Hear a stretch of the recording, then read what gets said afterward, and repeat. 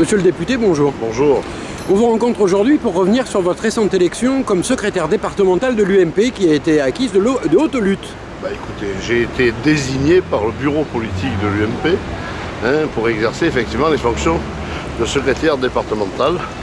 C'est une tâche exaltante et qui me plaît beaucoup parce qu'on est là au plus près des militants. On est dans ce militantisme qui nous a amenés nous-mêmes vers la politique.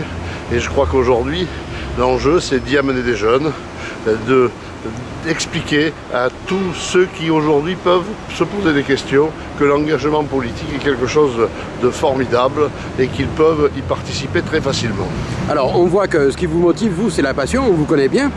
Pour autant, vous rentrez dans la direction d'un parti qui, en ce moment, connaît quelques difficultés, puisqu'hier, M. Fillon a annoncé qu'il serait candidat à la présidence, à la prochaine présidentielle. Est-ce que ça pose un problème à l'intérieur du parti?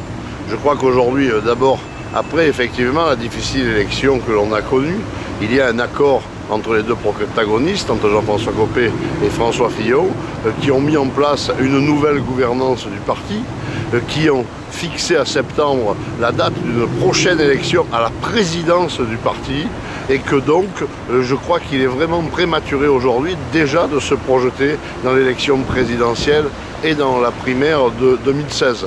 Nous aurons le temps pour cela.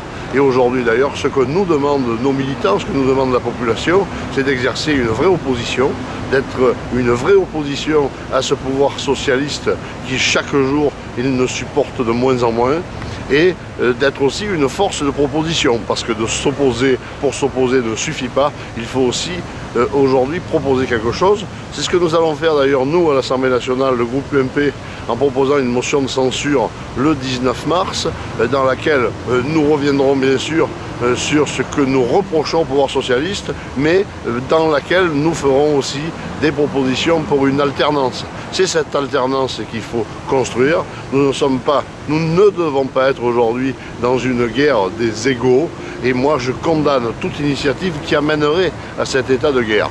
Maintenant, effectivement, il y a les ambitions de chacun.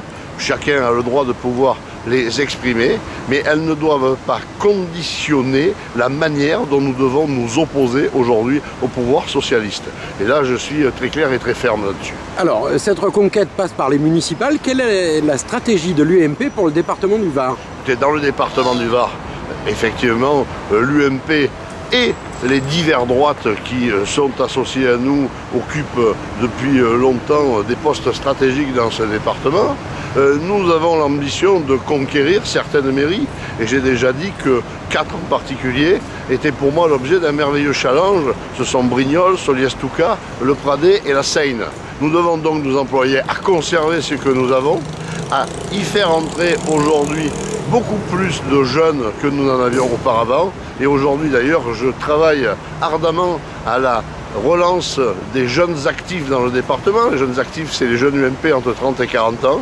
Les jeunes populaires, eux, sont en pleine dynamique positive puisqu'ils sont 433 à ce jour, dont 260 nouveaux adhérents durant l'année 2012. Ces jeunes doivent aussi pouvoir participer à la gestion des communes et doivent être intégrés dans les listes municipales.